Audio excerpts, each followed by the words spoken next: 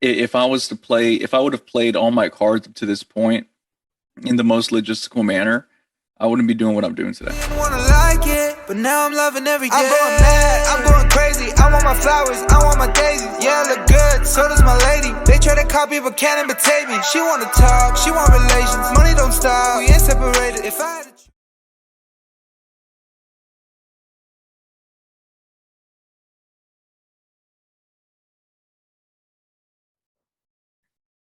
How are y'all doing? It's Aaron Alaniz, host of the Get Your Shit Together Man podcast and CEO and founder of Basics. We are the world's #1 elite fitness and nutrition coaching company for ambitious men all over the world that are looking to build their best body ever within only 16 weeks or less.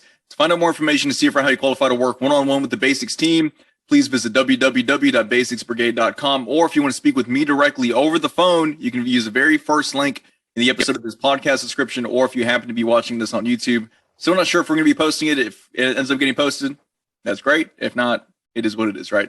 That'll be the second link that you see in the description. And make sure that you follow me on IG, TikTok, and Twitter at Aaron Alaniz Fits. Subscribe to the YouTube channel again below. We're going to be just kind of doing everything in our power to make sure that we get this message out there. And today we are joined by a very, very special guest. This is my buddy Jordan. He's someone that has been in contact with me, or we've been in contact with each other via social media from a group that him and I are both in, kind of thing. And this is actually our first time meeting, kind of thing, like via, at least virtually. And then I was like, hey, man, let's get on the podcast, because I'm sure when you and I chatted up, it's just going to be a really, really cool conversation. So why not just kind of make a piece of content out of it? So that's what we're doing here. So Jordan, go ahead and introduce the people to who you are. Oh, my name is Jordan McBarnett. I am a student. I am 21 years old. I met Aaron Alaniz through a mentorship. We're in a program with each other, and he has inspired me a lot through his mindset, through his skill set, and through what he's building throughout his lifetime. That's such an inspiration. I hope to build something like that in the future. So I'm currently studying motion design. It's animation design mixed with visual effects in 3D. In my meantime, I meditate a lot. If you're looking for a self-help, like self-improvement junkie, you're looking at him. But in terms of that, I focus on values that are authenticity, yeah, honesty, integrity, and I hope I always build myself up, and I work out, yeah, of course. So Well, tell the people about the values, man, because in terms of values, that's a really, really important thing to start defining for yourself. all right, values. There's 6 values, and I actually wake up. I will have a whiteboard right now. So it's responsibility, diligence, integrity, patience, accountability, honesty, and discipline. I choose one every single day to place my value upon. Mm-hmm. And I hope to get tatted someday, hopefully this summer. But those half of them come from my father, and half come from books that I read. So I've been living them out for a year. Nice. Around, say, a year and a half. Really changed my life, changed my perspective. So Good, man. And do you reference them often? Do you look at them every single morning, or how does that work? I do. Yeah, I woke up and I write. I journal. Good. So I write things that I'm grateful for.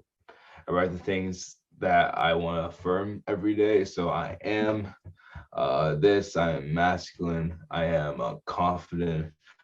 I'm working on myself, working on my purpose, and then I write down something that I want to fit in terms of a value, like patience. Like patience is such a huge value, Yeah. Because in the time, especially with social media, we're very addicted to what it is right now, and we start to compare. But once you start to layer that, there's life is a journey.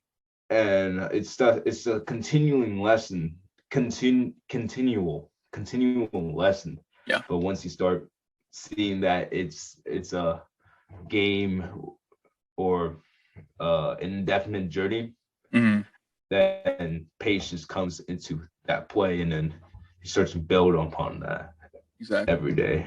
Yeah. And what got you into the self-improvement journey anyways, man? Because obviously when it comes down to it, there's a lot of people out here that want to get better, but then a lot of them don't really take the action to invest in the books, buy the courses, and really start defining their values. So what was that moment for you that made you want to start bettering yourself? It's pretty messy, man. To be honest, I started in high school. Mm-hmm. I was a senior, and there's this aspect where I had a lot of self-affirmation in track. Well, not self-affirmation. I have a lot of like validation because I was a track star. But per se, I wanted to get better because half of it's woman, and on the other half is just building my body. And subconsciously, we all do it for the woman, but subconscious, the other conscious thing is just how can I get self-discipline, and that's the whole key in terms of where I'm at right now: self-discipline, consistency, and all of that. And it's a journey because some days you feel off, some days don't work well, but at the end of the day, you decide to show up. So Yeah. that's what I built upon in high school. Mm-hmm.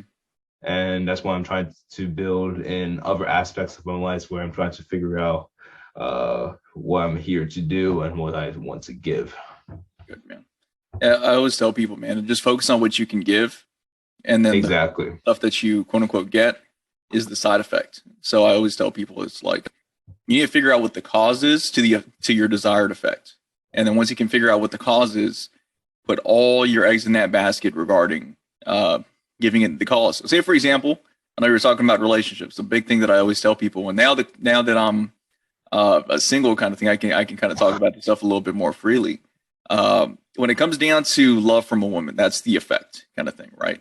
I always tell people that if you want love from a woman, you got to get her respect first. Because the thing is, a woman can only love a man that she respects. Yes. So really what you have to do is, instead of making sure, hey, how was her feelings, like, be a man that she respects. And what does that mean? Finances got to be in order. Your body's got to be in order. You got to be dialed in. Actually, whatever that looks like for you, figure out what like a respectful man would look like in your regard, and then just become that person. And then when you can become that person, the love comes, kind of thing. It's very interesting because it's definitely once you build upon that and start improving your life, once day by day, you start to get results that you never got years before. But really, you start to focus more on how can I be the best man, how can I improve and help my family out, where's my life heading to, and then seeing where that goes. And ultimately you start to focus more on that, more than relationships and more than girls and more than all that. I always tell people that the biggest secret to relationship hacks is that the people that can't find a woman, kind of thing, is because they're trying to get the girl. Yeah. The guys that actually end up doing their thing, they focus on becoming the man. So then the thing is, when you it's a different thing. So it's like you can either try to get the girl, or you can focus on becoming the man. When you focus on becoming the man, or you can even pronounce the word "the man." That way you can be like the man. I think that's even more powerful if you to break it down, where it's like you can either be trying to get the girl, or you can be focusing on becoming the man. And when you become the man in your own regard, in your own social circle, or whatever you got going on, things just kind of fall into place for you. You know what I mean? Yeah, I totally agree. Awesome, brother. Yeah, it's like a continual lesson, especially when you're single. So even when you're trying to date, things don't work out, or things like don't vibe with another person. Yeah, it's definitely, you have to go back to where you want to go. What do you think is a big problem that people face in relationships? Like, what do you think what's like the biggest obstacle that people face? Is it neediness? Is it codependency? What do you think? It's aspects of trauma. Especially with it's way back, and honestly, you got to go to therapy, you had to journal a lot, you had to meditate and be with your thoughts on what's going on. So that's for me, it's basically the aspect of loneliness, because for most of my life I never had a connected friend group, Mhm. So partly because I've been on the self-development journeys, because authentically what I'm saying here is that I've never been around social circles where it's been distracting. Normally in a college environment, especially, you have lots of people drinking alcohol, lots of people going to do bad stuff and leading you to somewhere, and the group that you're in will determine how you are act in college, how you act in the present day moments. Yeah. I'm not like that. I'm with a lot of art students that are into anime. Anime's great, but like anime, they're really into their passion, into the art, and that's what I do. Essentially. And then I did self-improvement. I started working out more and more, started to listen to podcasts like yours, podcasts that improve my mentality, my fitness. I'm not in a toxic environment. But going back to your question, essentially it's trauma, and that trauma spends into habits that we don't really recognize, and it comes to neediness, it comes to things that we want in a certain person, that we expect them to treat us like they're supposed to, but they don't. Yeah. And it's layers and layers and layers. But Do you think expectations, like managing expectations, is a big thing? it's a huge thing. Okay.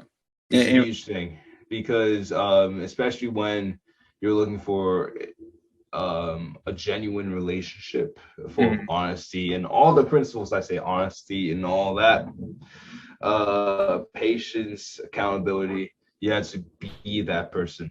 And when you meet that person, it's like an interview. Like like you have to have fun, of course, but you have to dial in, like, how do they speak? What's their thought patterns? Because if you initially see or talk to them, you get the whole vibe. So it's all of that. Find your values, and then find the values that connect. That if you want to find a person with the same values, you have to find the person with the same values. If you understand what I'm trying to say. So it's basically be who you want to attract. I like that. And do you think that someone should find someone with the same values as they are, or opposing complementary values? It depends. I think it's ultimately the same, because it's easier, but in aspects, everyone's different. So ultimately, you have to find someone that I believe. Well, my parents are married, and they built on their relationship. I found that if you find someone to grow with, and they agree to grow with you, because ultimately it's a choice. In relationships, it's a choice. Everyone has like the lovey-dovey like feeling of the dopamine hits, but long term, it ain't a dopamine hit. It's a goddamn choice. It's like, goddamn, I don't want to deal with this person at the morning, but I love them because it's a choice. It's ultimately, I want to be with them, I want to grow with them, I agree with their values. Let me help them, let them help me. It's like, it's an agreement. 100%. Ultimately. So you have to find someone that agrees with you to, let's do it, and build upon that. That's a problem with ultimately with relationships that we're dealing with. It's all a dopamine hit. If guys and girls don't feel that dopamine hit, they feel that something's wrong, that they're not the one. It's not that. Yeah. You agree to be with the person, you agree to be the person with honesty, and if you're in an open relationship, that's completely fine, but you got to start tracking that down, what you really value, and then find someone that agrees with those, and you build upon that. And what do you think is more important in a relationship, chemistry or compatibility? Chemistry is it's a click. Compatibility is in terms of I think chemistry change. People change. You gotta figure out that people change throughout time. Yeah.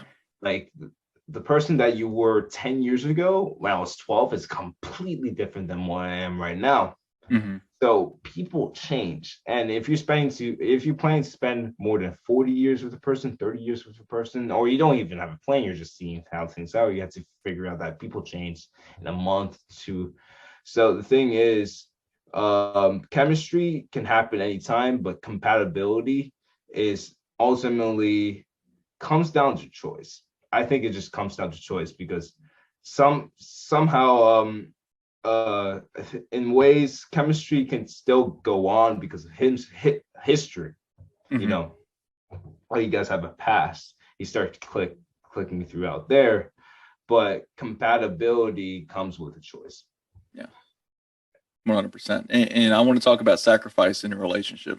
I like the way that this conversation is going. In terms of being a man, right? What do you think's the best sacrifice that a man can make if he decided to be in a long-term relationship?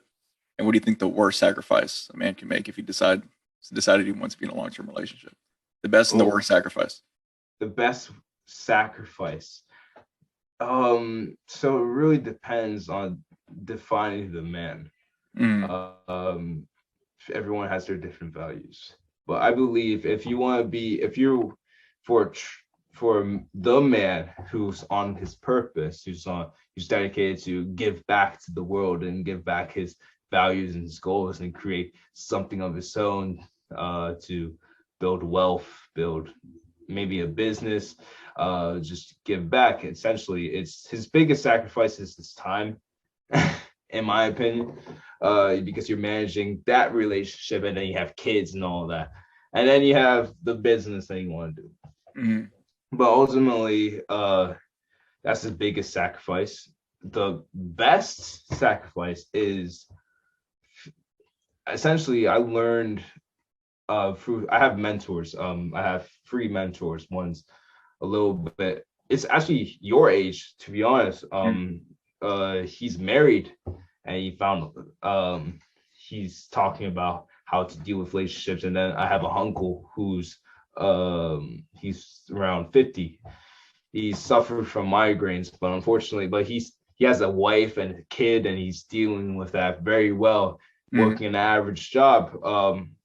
But he's teaching, ultimately he says the sacrifice that he thinks is, in terms of entering a relationship, there isn't no sacrifice, because through investing in this one person, investing into his child and all that, it brings back more dividends than just working alone and the business, because that's futile.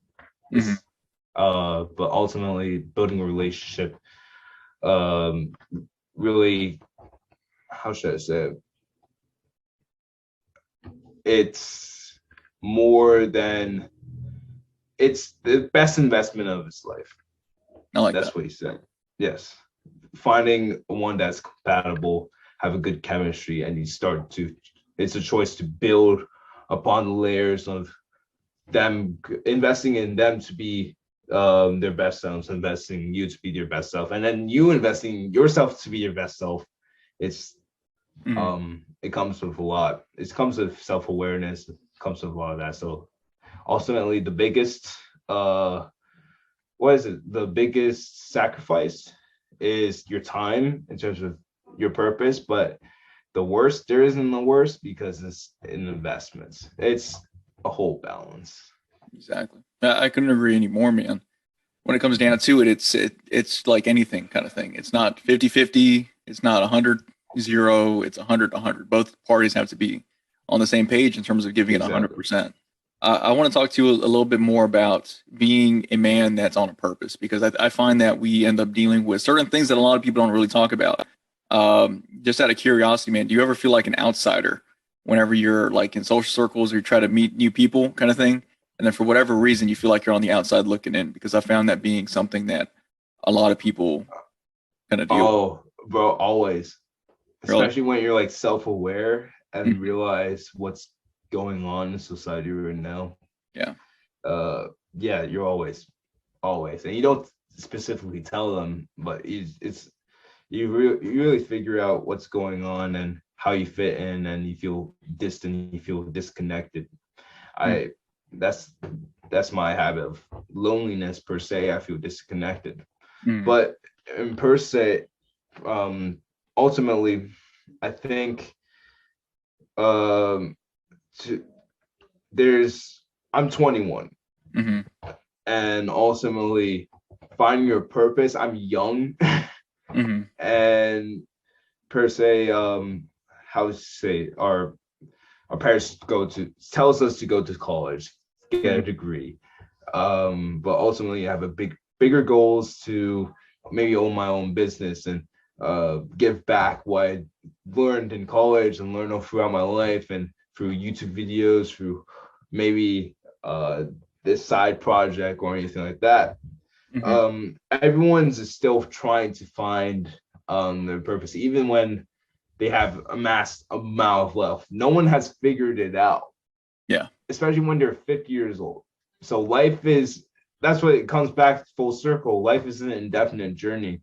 Once you figure out what you want to give out, act on it, and see where that goes. And once you're dedicated to, like, for me right now, I think my purpose is becoming my best version of myself, the values and honesty, not respectability. I have to always look back. Integrity, patience, accountability, all those. That's my purpose, to fulfill my core values, and then build upon that and see where that goes. But I have an idea, like, it's a purpose isn't a job, is what you want to give back. And what I want to give back is patience, integrity, accountability, honesty, and more stuff along the way, diligence. So I like that. Yeah, man, I always tell people that when it comes down to it, you can either do one or the other. You can either fit in or you can stand out. And sometimes when you're born to stand out, one of the things that you have to deal with is when you are meeting new people, or you're doing this or doing that, you can just feel out of sync, because from there's like energy, depending on how crazy you want to get with it. From like an energetic standpoint, you're vibrating at a different frequency than maybe some other people. There's nothing wrong with you, nothing wrong with them. And sometimes we end up thinking of ourselves in a certain way to where it's like, man, am I not supposed to be fitting in, kind of thing? And then you have the good intentions and you lead with values, and it doesn't make sense to you sometimes. It's like, man, I would be like the best friend to you all, but I don't know why you aren't accepting me in a circle, or you're giving me a side eye kind of thing. It's simply because when it comes down to you viewing the world as a man that's driven, you're viewing it through an entirely different lens than most people can. So when you are a leader, it's hard for you to follow a crowd like that. You know what I mean? When you're born to be a leader. Well, a leader doesn't follow. Exactly. A leader doesn't follow at all. It works. He works into his own intuition, his own values, and yeah, I can talk to anyone. I currently work at a part-time job at H&M. I talk to everyone, just for sales, for meetings, practice social skills, and getting a few numbers here and there. But ultimately, my coworkers can tell, and my manager can tell that I have this aura of presence where I lead my own life. Yeah. So especially from my managers, like, you have an entrepreneurship vibe. That's why we hired you. I was like, cool, fine. But like, ultimately, in terms of fitting in, I don't really believe that. Some people will accept your vibe, some people won't. And if it doesn't, you're fine, bro. But you gotta leave with your own values and your own intuition. So So it sounds like trusting your gut is more important for you than trusting some of these other things out here, right? So there's like the gut, and then there's your logical thoughts. I think it's a balance. But ultimately, when it comes down to your gut, because, for example, do you want to apply to this job, and something's telling you this isn't a good idea, you know? And you look for example, I had 3 colleges that I was supposed to apply to, and I got accepted to all 3. And logically, it made sense to go to this college up in New York. Mm-hmm. But when I went to Florida for vacation, something told me this is not a good idea. Keep in mind, I was already applied there. I already accepted Mm-hmm. to that. So, but I changed in July. This wasn't a good idea. And I did logistics. How did it make me feel going to this college instead of that? What was the work life? What I want to do? And it was just me fitting in like journaling that comes down to it, what I want, and creating like a logistics spreadsheet. And ultimately it said in my guts, and after writing my feelings, I want to go to this college. I went to that college because I wrote out my gut feeling.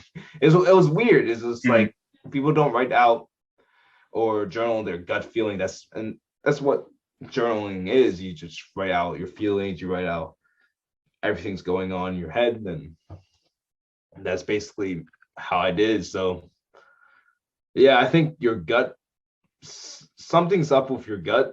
There's studies about your gut. There's like spirituality shit about your gut, but ultimately I trust my gut over logistics in terms of what I'm supposed to do. And yeah, what's your thoughts about that, Aaron? It depends, man. When it comes down to it, I'm very intuitive kind of thing. So I'm very kind of like gut focused, but I'm learning to be more data focused, more like data, not drama kind of thing. But it depends, man. Sometimes if I would have played all my cards up to this point in the most logistical manner, I wouldn't be doing what I'm doing today. There's been a lot of Hail Marys that I've thrown that have worked, that have allowed me to do certain things. So I know there's a lot of like more conservative advice out there with whether it's finances kind of thing, whether it's the way you do social media, whatever the case may be. But I found my most success by just giving it my all in the biggest shots so far, and just letting things kind of play out how they play out. You know, I just focused on the cause, not the effect. I figure out what the effect that I want is, and then I focus on executing the cause. But if I don't get the effect, I can't control that. So I also focus on things that, as long as I'm doing things that are within my control to the best of my ability, whether the outcome happens or not, I can live with it. Gotcha. Because if I win, I know why I win, because I did everything I could. If I lose, I did everything I could, and there's no possible way that I could have won in this scenario because I did my best. So as long as I can sit down with myself, look in the mirror, and say, "Hey, you did what you could," I'm happy. That's true, man. Sure, facts.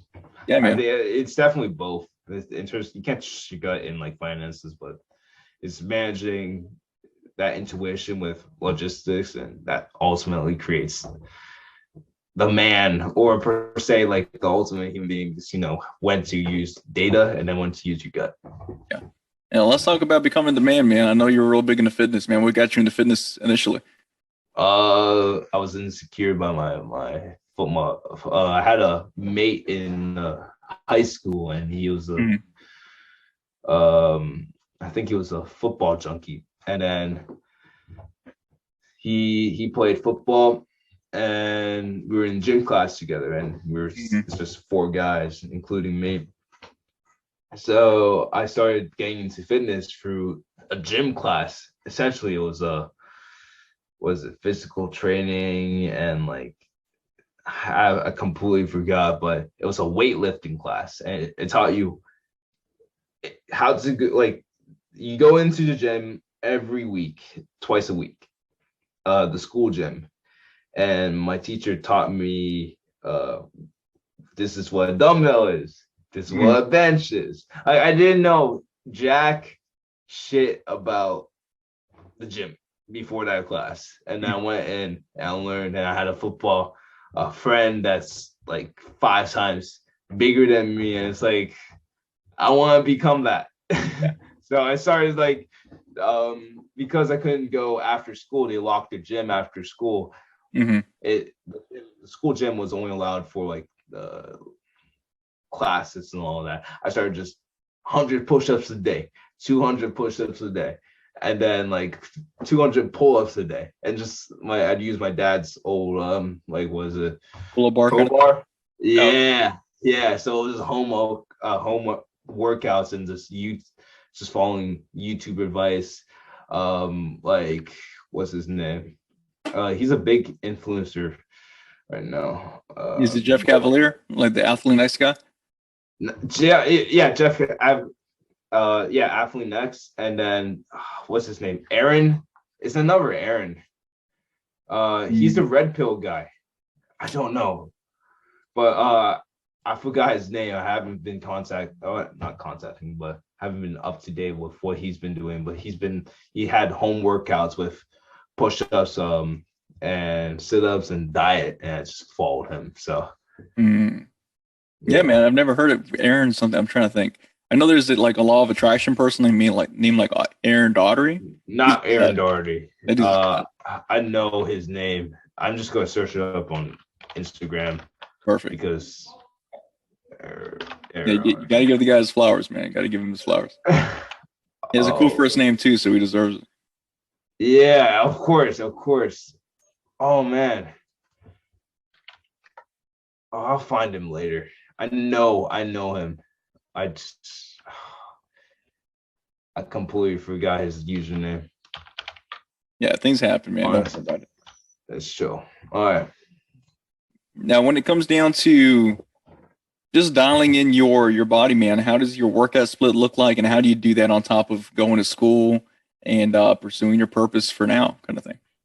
All right. So as of now, I'm doing 2 jobs at the gym. I have a school gym, and then I work at a retail company. I work at the mall, H&M, and currently I don't have a car, so I ride the bus 50 minutes a day to H&M where I work part-time, but I have school, and then I do personal projects to figure out how to diet and like what I want to do.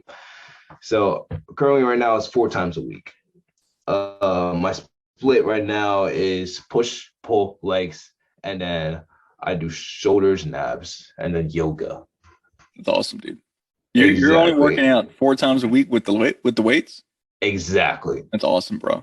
Exactly. So it's Monday, Tuesday, skip Wednesday because I have work and I stay here and I have to meal prep and all that. Then Thursday and Friday, and then Saturday and Sunday is work, and because it's hectic.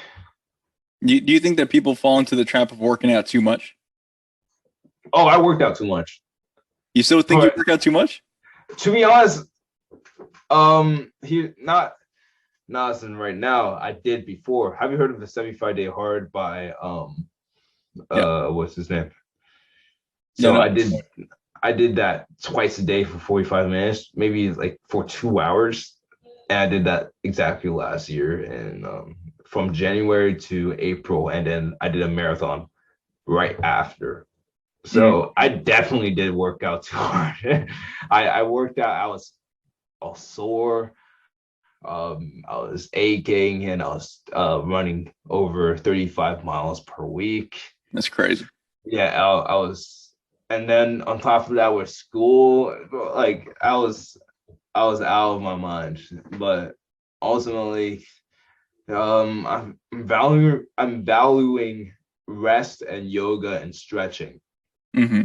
Because I realized that for people who don't stretch, you get aches, and you crave massages, and you feel like something's wrong with your body, so you start to lay easy.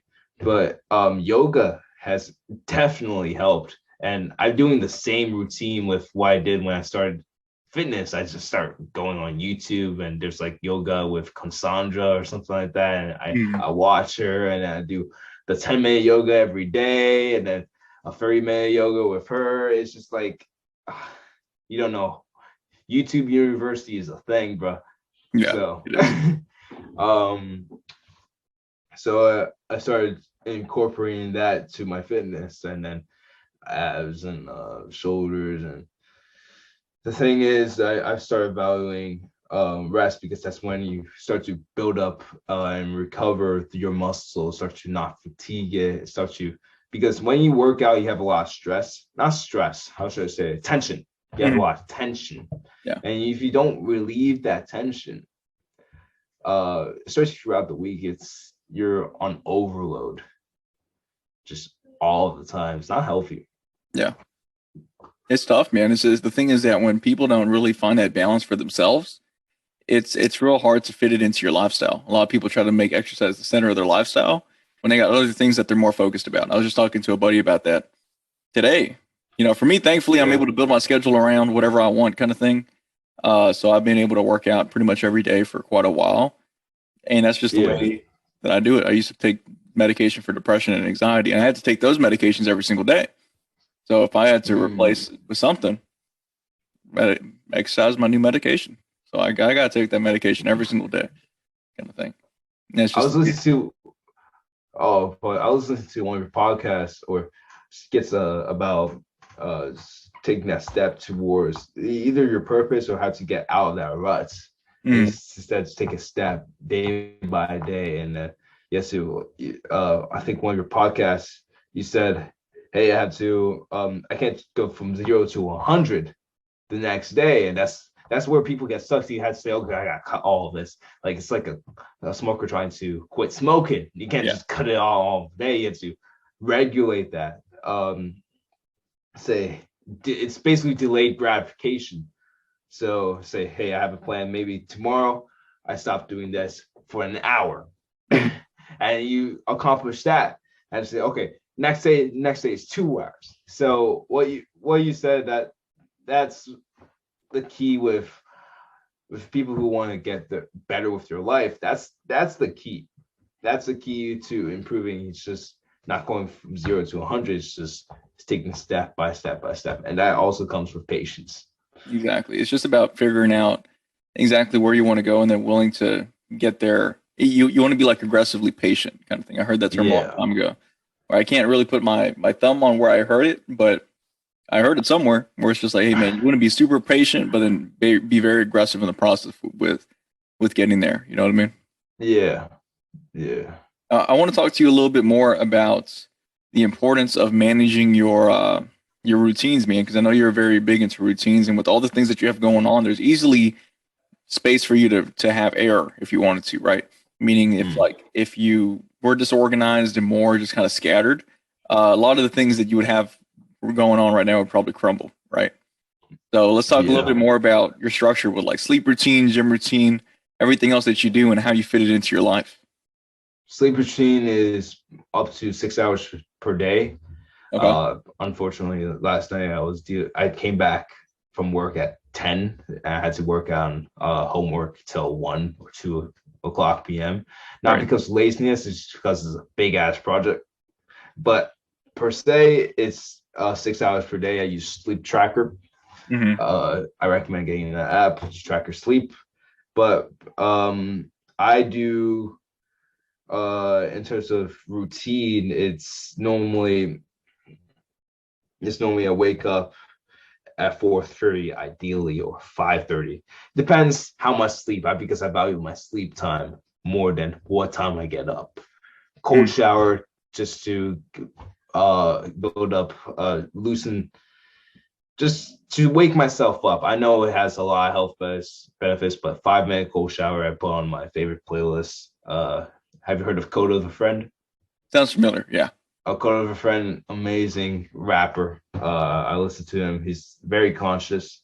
And then I meditate and then journal, and then I eat the same oatmeal breakfast every single day. So it's Quaker oats with it's a cup of almond milk, and then berries and a banana in it, and then syrup. I like it. Yeah. So I do that, and then I go to the gym or go to school or go to work. Then I come back and do homework. And oftentimes, sometimes I go out with a friend, maybe to do some night game or to do some go to the bar, or I work on personal projects. And I have like 5 that I need to post, but it's procrastination right there. Well, I'll tell you what, man. The cool thing about you is that with some of the other guests that we've had on, they've been on the other side of the purpose. And the cool part about the reason I wanted to bring you on is because you still have your shit together compared to most people your age, but you're still on your way up. You know what I mean? That's the cool part, because in a couple years from now, so we're gonna look back at this and be like, man, this is insane, kind of thing. So for some of the other guys that may be around your age or just any age kind of thing, because there's people out here that are 25, my age, there's people out here that are 30, 35, whatever the case may be, and they're still kind of lost and they're kind of still stuck and confused in their life, man. Like, what would you tell that person to help them get out of the rut? Oh, sometimes I feel like I'm still getting out of the rut. Sometimes days are not as ideal as that, and I deal with lots of self-doubt. So I have a support system that I go back to. I have those mentors, and I have my aunt, and I have my mom. I was like, hey, I'm not feeling too good. It's ultimately, it comes down because number one, do not dare focus on girls. Do not dare focus on the relationship where I deal with that. I think a lot of guys, since they haven't had much experience in that, or they had some guys that I'm talking to right now, they have too much experience and they're sex addicts. So they're like, don't focus on that at all. That will come to you later, especially if you want to get married, or if you have a girlfriend, if you want to have a long-lasting girlfriend, don't focus on that at all. Number two, our mentor says, lay out your values and live by them every day. And I already know my values. You can read, there's this book, not How to Win Friends and Influence Them. It's is it 7 Habits of Highly Effective People? Yes, that's it. That's the one. Yeah. I got that. I got the values from that, and I started living by them. And sometimes I do slip up, and I write down when I slipped up, but I work on to become better. And it's not like a straight uphill battle. It's just like, it's like crazy. It's crazy, bro. But once you understand, like, this is where I want to be in the future. This is where I'm at now, and how should I become better each day? You focus on now, not on the past. You just not on the future or what could be. You focus on now, then you start developing and you start changing over time. And then you look back a year from now and say, holy shit, I used to have this problem. Now I don't. I have this all together right now. So ultimately is, don't focus on girls at all. Yeah, if you want to improve on your social calibration, do it with people. Sometimes do it with a girl that you're interested in and go up to them. That's a sense of confidence. Develop your confidence. Also, and then focus on what you want to become in the next 10 years. Focus on your values. And start to lay out where I'm at right now and where you want to be in 5, 10 years, 30 years from now. And then you start getting an idea of what you want to be, and you start aligning your focus onto that. And you start to have a lot clearer of a head, because you don't have the headaches of friends that you're not supposed to be with. I cut off a lot of friends this year. And then you start to lay out what type of woman you want to be with. And then you start to lay out, this is where I want to be with my body. This is want to be with some of my goals and my bucket list. And you start to have a lot clearer of a head, especially when you have your downsides and you have a bad day, and develop a support system. So yeah, also a little bit of a lot, but yeah, it's a plan. Well, I'll tell you what, man, you're definitely heading towards the right direction. Like, there's a lot of people out here that I meet, and they don't really have either a vision, they don't have their values, and they don't really have a definite purpose, kind of thing. And you already have all those three things, and it's just a matter of time catching up to what you're seeing in your head, man. So you're going places.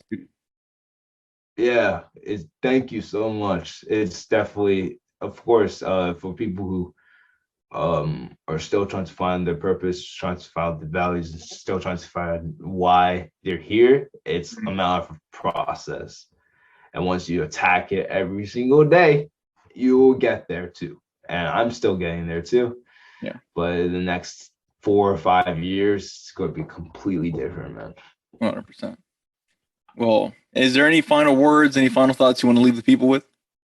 Final thoughts include be accountable, be vulnerable, and have your purpose. That's literally it. Yeah. I couldn't agree more, man. Thank you for hopping on today. And thank you all for listening. And again, if you want to follow Jordan, you can go ahead and follow him on TikTok and IG. I'll leave stuff below in the description. And thank you all for tuning in. And again, if you want to find out more information to see how you qualify to work one-on-one with the Basics team, please visit www.basicsbrigade.com. Or if you want to hop on a free 15-minute call with me directly, you can use the very first link in the episode of the video podcast description. Or we'll see what we got to do, right? I don't know if I'm going to upload the video yet. I might just do it. We'll see what happens, right? Follow me on IG, the whole 9. And thank you all for listening more than anything else, guys. It means the absolute world that we're doing something that people are tuning into, right? So, and again, if no one's told you in a minute, I'll tell you right now, it's time to get your shit together, man. See ya.